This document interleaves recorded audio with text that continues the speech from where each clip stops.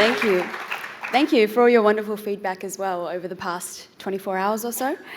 I mentioned that throughout this weekend, because I get to see you a few times, I'm going to tell a little bit of a story. But first, I didn't notice this yesterday, but it says slam poet. I actually don't like to think of myself as a slam poet, and that's because slam is, it kind of talks more about the competition, right? Slam is a competition. I'd rather consider myself a storyteller. And poetry is a medium that I often use, because it's the one that comes more naturally to me, and one that I feel helps me to kind of simplify my stories, but not in a way where I actually remove the important complexities, but just in a way where I can get people to listen. So I want to say that one of the powerful things about this past day of listening to stories is actually noticing how the diversity in this room comes through in the panels, comes through in all of the conversations. And for that reason, often when we stand up here, especially as a person of colour, when you're one of the few people of colour in the room or on the platform, you're trying to represent so many different views or ideas, right? To make sure that nobody gets left out of the story. But it's virtually impossible to do that. But over this past day, while I've been listening to all of these stories, I realized that in this space, I don't have to represent anybody but myself. And so rather than share a poem that goes through statistics and tries to talk about so many different experiences and stories, I'm just going to focus on my own and allow you to take whatever you will from that.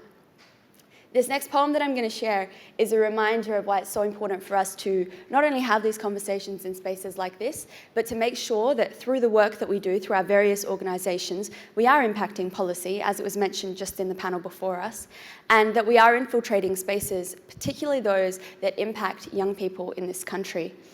And the reason that I say that is because that time, as we all know, is a time when the world can make or break you, when you're going through your years of youth. This poem is about what it was like when I was growing up at school and the transition that I went through, and from essentially wanting to blend in and then coming out the other side.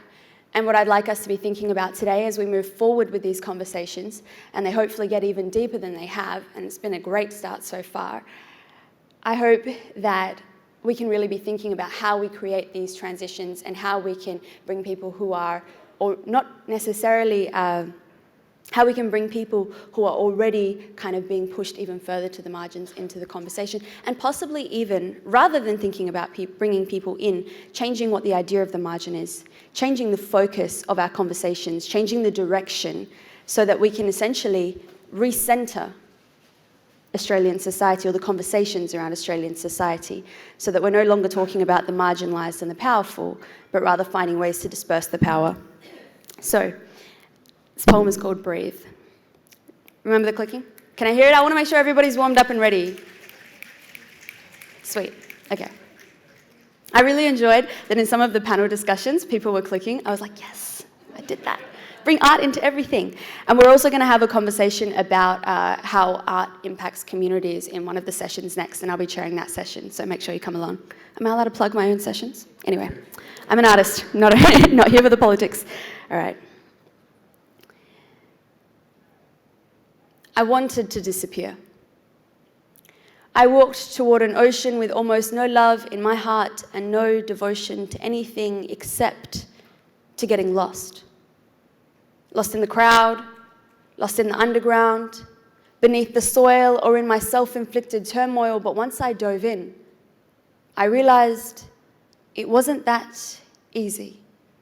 You see, I had to stop splashing. I had to stop breathing, delve into the bottom of the deep end, or the bubbles and ripples on the surface would blow my cover. I wouldn't say the wrong thing, if I said anything at all. Made sure I didn't crouch too much, but that I didn't stand too tall, wore dull colours and stayed out of main halls, and all the while, I held my breath. It was like eyes were always on me, waiting for my next move. So I made sure I didn't.